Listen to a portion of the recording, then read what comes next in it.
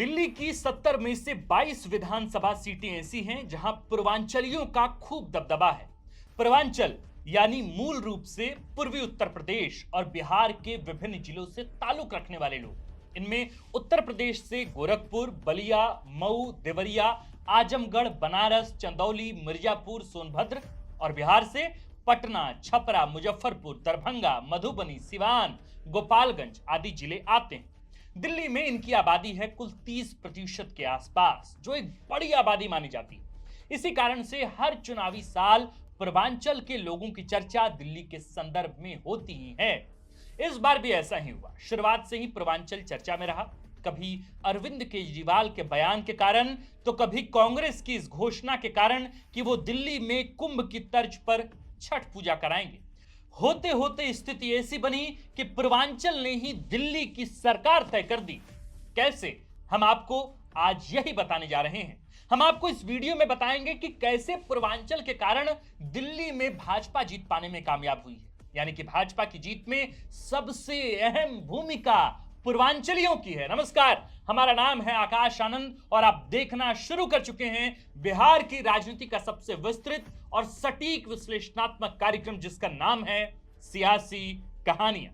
सबसे पहले समझते हैं कि वे कौन कौन सी सीटें हैं जहां पूर्वांचली प्रभावी संख्या में हैं और जहां यहां के लोगों का भयंकर दबदबा चलता है। ये सीटें हैं बुराड़ी, बादली, मादीपुर, नागलोई जाट, किराड़ी, विकासपुरी, नजफगढ़, मटियाला, उत्तम नगर, द्वारका, करावल नगर, मुस्तफाबाद, गोंडा, सीलमपुर, रोहताश नगर, सीमापुरी, शहादरा, विश्वास नगर, कोंडली, त्रिलोकपुरी, पड़पड़गंज, लक्ष्मी नगर और कृष्णा नगर। ये ऐसी सीटें हैं जहां पूर्वांचल के लोगों की संख्या 30 से 38% तक है। कुछ अन्य सीटों पर भी पूर्वांचली अच्छी संख्या में है, लेकिन हम सिर्फ 22 सीटों को लेकर ही चलते हैं। पिछले चुनाव में यानी कि सन 2020 के विधानसभा चुनाव में भाजपा ने 8 सीटें जीती थी। ये सीटें थी करवल नगर, विश्वास नगर, रोहतास नगर, गांधीनगर, बदरपुर, लक्ष्मी नगर, रोहिणी और गोंडा। अब आप देखिए कि जिन 22 सीटों के बारे में हमने आपको अभी बताया है, उनमें से सिर्फ 3 सीटें भाजपा 2020 में जीत पाई थी। यह आंकड़ा याद रखिएगा। 8 में से सिर्फ 3 सीटें ऐसी थी जो पूर्वांचल प्रभावित माना जाता है।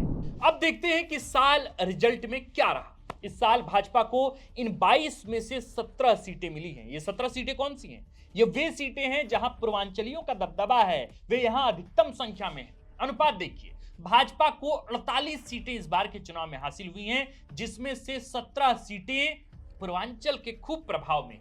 इसलिए मैंने कहा कि पूर्वांचलियों ने ही भाजपा को दिल्ली की गद्दी सौंपी है। गौर करने वाली बात है कि अगर पिछले चुनाव में भाजपा को इन 22 में से सिर्फ 3 सीटें मिली थी, इसका मतलब तो यह हुआ कि 2020 में पूर्वांचली भाजपा के साथ नहीं थे, वे केजरीवाल के साथ थे। तभी तो उन्हें 62 सीटें मिली थी। सिर्फ 5 सालों बाद ऐसा क्या हुआ कि पूर्वांचल के लोगों ने भाजपा की तरफ अपना रुख ही मोड़ लिया? इसके कारणों पर हम आते हैं, लेकिन इससे पहले हम आपको बता दें कि 2013 से पहले जब यहां कांग्रेस की सरकार थी, किसकी सरकार? शीला दीक्षित की सरकार, तब पूर्वांचली कांग्रेस के साथ थे। इससे 2 चीजें पता चलती हैं स्पष्ट तौर पर।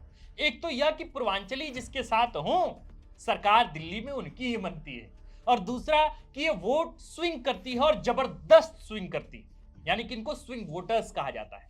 पहले कांग्रेस, फिर आम आदमी पार्टी और इस बार भाजपा के साथ।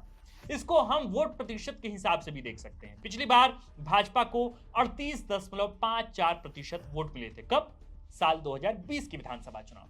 जबकि इस बार यह आंकड़ा 46% तक पहुंच गया है, यानी लगभग 7.5% का इजाफा हुआ है। इसको हम अगर आंकड़ों में कन्वर्ट करके देखें तो करीब 25 लाख वोटर इस बार भाजपा के साथ रहे, इंटैक्ट रहे। ये 25 लाख कौन है? जिन्होंने इस बार भाजपा पर भरोसा जताया है, जिन्होंने पिछली बार किसी और को वोट दिया था। साफ तौर पर पूर्वांचल के लोगों की इसमें बहुत बड़ी हिस्सेदारी। लेकिन क्यों? सवाल तो यही है, पूर्वांचल के लोगों ने भाजपा की तरफ अपना रुख क्यों मोड़ लिया? मुझे और कई वरिष्ठ पत्रकारों को भी यह लगता है कि चुनाव प्रचार के दौरान अरविंद केजरीवाल द्वारा दिया गया बयान, जिसमें उन्होंने भाजपा पर मतदाता सूची में हेरफेर करने का आरोप लगाया था और कहा था कि यूपी बिहार से फर्जी वोटर लाकर भाजपा उनका नाम मतदाता सूची में शामिल करवा रही है। इस बयान ने खासकर पूर्वांचली मतदाताओं को खूब नाराज किया। भाजपा ने इस बयान को मुद्दा बनाते हुए पूर्वांचल के लोगों को यह विश्वास दिलाने की कोशिश की कि आम आदमी पार्टी उन्हें संदेह की नजर से देखती है। राजनीतिक विश्लेषकों का मानना है, चुनावी राजनीतिकारों का मानना है कि भाजपा ने इस मुद्दे को जोर शोर से उठाकर चुनावी रणनीति को अपने पक्ष में मोड़ने की खूब कोशिश की और वे अधिकतम समय में कामयाब भी होते गए। और आज देखिए कि दिल्ली में सरकार आज भाजपा की है। अब हम यह समझने का प्रयास करते हैं कि दिल्ली में पूर्वांचली नेताओं की स्थिति में अब क्या बदलाव आएगा। क्या उनका कद और बढ़ेगा? अगर हां तो फिर कितना? अगर भाजपा के पूर्वांचली नेताओं की बात करें तो पूर्व प्रदेश अध्यक्ष और 3 बार के सांसद मनोज तिवारी को सबसे बड़ा पूर्वांचली चेहरा दिल्ली में माना जाता है। इसके अलावा भाजपा पूर्वांचल मोर्चा के पदाधिकारी एवं लक्ष्मीनगर के विधायक अभय वर्मा भी इस समुदाय के प्रभावशाली नेता माने जाते हैं, खाग नेता हैं। ऐसा माना जा रहा है कि यदि पूर्वांचली मतदाताओं का झुकाव भाजपा की ओर रहा और पार्टी सत्ता में आई तो इसकी बड़ी वजह यही दोनों है। कौन? मनोज तिवारी, और मैंने जिनका भी नाम लिया। इसके अलावा भाजपा के प्रदेश महामंत्री दिनेश प्रताप सिंह, जो खुद पूर्वांचल से आते हैं, को भी इसका श्रेय जाता है। राजनीतिक विश्लेषक बद्रीनाथ सिंह का कहना है कि इस चुनाव में भाजपा नेताओं में सबसे अधिक सक्रियता मनोज तिवारी की रही। उन्होंने विधानसभा चुनाव के दौरान करीब 100 जनसभाएं की और रोड शो की। उनका फोकस पूरी दिल्ली में पूर्वांचली वोटरों को भाजपा के पक्ष में लामबंद करने पर था। इसके विपरीत अभय वर्मा, जो खुद लक्ष्मीनगर सीट पर दोबारा चुनाव लड़कर जीत चुके हैं, उनका ज्यादा क्षेत्रों में प्रचार नहीं हो पाया। हालांकि वे लगातार दूसरी बार विधायक बने हैं और भाजपा में, या यूं कहें कि उन्हें भविष्य में पूर्वांचली चेहरे के रूप में भाजपा उनको मौका जरूर दे सकती है। जो भी हो, इस बात में कोई दो राय नहीं कि दिल्ली में जब भी सरकार बनी है, पूर्वांचल के वोटरों ने उसमें एक अहम भूमिका अदा की है। इस बार की जीत ने पूर्वांचल के नेताओं की हैसियत में और इजाफा किया है, जिसकी तस्वीर आने वाले दिनों में देखने को मिलेगी। फिलहाल आप यूं कहिए कि प्रधानमंत्री नरेंद्र मोदी ने दिल्ली में भाजपा की वापसी के बाद जब संबोधन दिया, तब उन्होंने पूर्वांचलियों का विशेष तौर पर शुक्रिया अदा किया। क्यों किया? क्योंकि आप भी जानते हैं कि पूर्वांचलियों ने इस बार आम आदमी पार्टी को छोड़कर भारतीय जनता पार्टी को वोट किया और उनके साथ लामबंद रहे, खड़े रहे। यही नतीजा इसका निकला कि आज 27 साल बाद वापस से भारतीय जनता पार्टी की प्रचंड बहुमत के साथ सरकार बन गई। हालांकि अभी सीएम पद की घोषणा नहीं हुई है, मुख्यमंत्री चेहरे का ऐलान होना बाकी है। कई लोगों को यह भी लगता है कि हो सकता है बिहार में विधानसभा के चुनाव हैं, इसलिए किसी पूर्वांचली नेता को ही दिल्ली का मुख्यमंत्री बनाया जाएगा। अगर ऐसा संभव ना हो सका तो कम से कम उप मुख्यमंत्री, डिप्टी चीफ मिनिस्टर का पद एक पूर्वांचलियों को दिया जा सकता है। पूर्वांचली नेताओं में कई नेता हैं, मनोज तिवारी हैं, इसके अतिरिक्त अभय वर्मा हैं, लक्ष्मीनगर विधानसभा सीट से चुनाव जीते हैं। ये तमाम ऐसे नेता हैं जो पूर्वांचली खेमे से जाने जाते हैं और प्रभावशाली नेता हैं। इंतजार कीजिए, देखिए कि अब पूर्वांचली नेताओं की हैसियत में आखिर कितना इजाफा होता है। बहरहाल इस पूरे वीडियो में हमने जो विश्लेषण किया है, ये हमने बताने की कोशिश की है कि नतीजा तो पूर्वांचलियों ने दे दिया।